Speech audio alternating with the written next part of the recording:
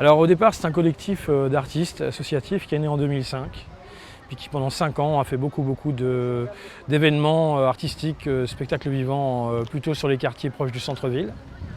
Et qui, à partir de 2011, a estimé avoir été suffisamment utile dans les quartiers de centre-ville et est venu s'installer ici, dans ce quartier populaire de Metz-Borny. Nous, ça a été la proposition de construire des très gros spectacles vivants qui donnent une grande place au collectif avec les habitants de la cour du Languedoc. La rencontre avec Bouche à Oreille, en fait, est déjà un petit peu ancienne, puisque ça fait 4 ans maintenant que Gilles Thiam et Julie Garelli sont venus me rencontrer à l'OJS pour me parler d'un projet un peu fou, en fait, qui était celui d'un événement artistique au cœur de cette cité. En fait, cette cour du Languedoc est l'endroit quasiment le plus dur du quartier de Metz-Borny, mais il a quelque chose qui avait attiré en fait ces artistes, c'est son aspect architectural qui fait penser quelque part à un théâtre. Et donc l'idée était d'y faire un spectacle participatif avec les habitants, un spectacle son et lumière. On était déjà depuis plusieurs années à travailler sur le lien social dans ces quartiers-là, avec différentes associations. Et là, on voyait vraiment arriver un projet complètement neuf et une approche complètement nouvelle en fait, des relations qu'on pouvait avoir avec nos habitants. Après avoir montré tant de choses et donné une autre image du quartier, on ne pouvait pas abandonner comme ça du jour au lendemain. Et il nous fallait absolument en fait, retrouver une nouvelle idée. C'est-à-dire qu'on part d'un endroit qui était vraiment clos, qui est la cour du Languedoc. Et maintenant qu'on a l'expérience, les artistes, les gens qui sont à nos côtés, on va l'étendre à l'ensemble du quartier. Donc ça, c'est la deuxième partie du projet Flânerie, aujourd'hui à Borny.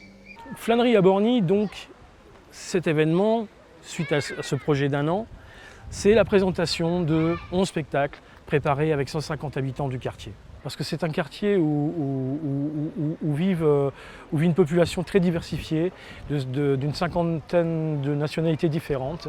Et nous avons absolument besoin d'aller rencontrer les gens, au porte-à-porte quasiment, chez eux, pour faire en sorte que les habitants aient envie de participer à notre programmation d'ateliers et envie de rencontrer des artistes, metteurs en scène, musiciens, porteurs de projets sur différents axes artistiques auxquels on propose de participer.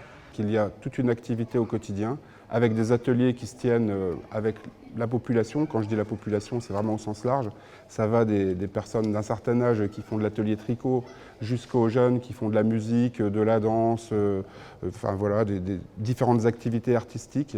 Et ça, c'est vraiment des ateliers réguliers tout au long de l'année qui sont vraiment hyper importants aussi pour nous dans ces quartiers-là.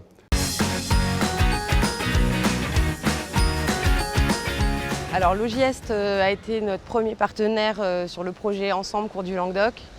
On a vraiment eu la chance d'avoir un partenaire exceptionnel à nos côtés. Un de nos axes forts sur l'intervention sur le quartier était la pérennité de nos actions et d'installer des partenaires aussi dans la durée. Et ça a été un vrai plaisir pour nous que le bailleur en fait, de la ville de Metz, qui est Metz Habitat Territoire, nous ait rejoints sur ce projet.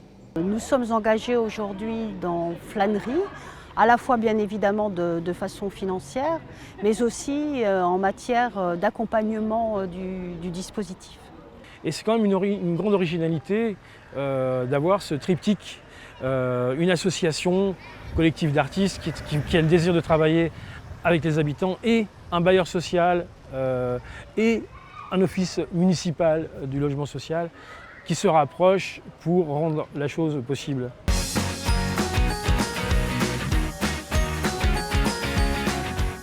Alors l'intervention du Fonds d'innovation sociale, pour nous, est extrêmement intéressante, puisqu'elle permet d'affiner le projet d'une part, et d'autre part de trouver des moyens de pérenniser ou d'ancrer les actions sur 2, 3 ou 4 années, ce qui généralement fait la faiblesse des projets d'action sociale qui se montent assez vite, mais se passent aussi assez vite, mais s'oublient malheureusement assez vite. C'est vraiment important que tous ces projets soient multipartenariales, que le fonds soutienne ce projet depuis le début et surtout l'OJS aussi depuis le début. Et cette année, il y a MHT qui est rentré dans ce projet.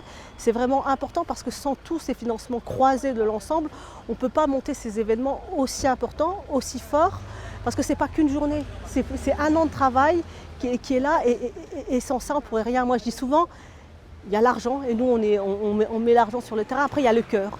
Et le cœur, c'est les associations qui le donnent et c'est les habitants. Et ce projet vraiment a tout réuni et surtout le cœur parce qu'on voit que tous les bailleurs, l'enthousiasme des bailleurs, l'enthousiasme du fonds et l'enthousiasme des financements de la ville, voilà, tout le monde vraiment est enthousiaste par ce projet. Ce qui est intéressant dans tout ce qui est action sociale, innovation sociale, c'est de pouvoir tester quelque chose, le modéliser ensuite, l'évaluer.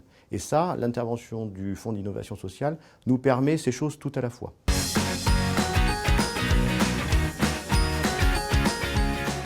On a mobilisé 150 habitants en moyenne à peu près, à des tâches différentes, en filant un coup de main, en jouant, en s'impliquant. Je pense qu'à tout stade de participation, on est preneur et on a du répondant.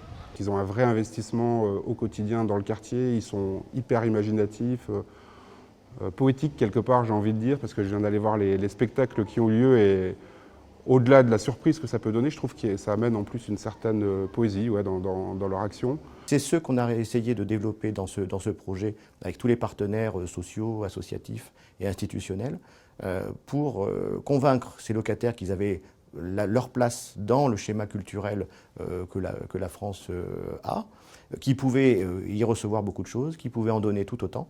Et je crois que c'est la grande satisfaction de ce projet.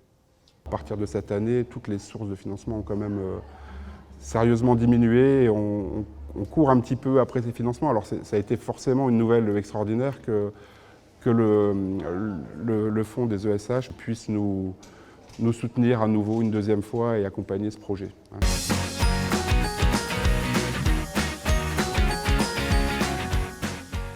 C'est la poursuite de flânerie à Borny, avec des nouveaux lieux à investir, des nouveaux habitants à convaincre et des nouveaux spectacles à imaginer. Nous souhaitons faire deux choses particulières nouvelles. Développer un studio d'enregistrement dans le sous-sol de notre immeuble en attendant sa restructuration urbaine. Et d'autre part, travailler avec des associations spécialisées en complément de bouche à oreille sur l'installation à demeure d'artistes qui, en échange d'une participation importante à leur logement, s'engageraient à travailler avec les acteurs du quartier et avec les habitants pour une diffusion plus large de la culture sous différents angles.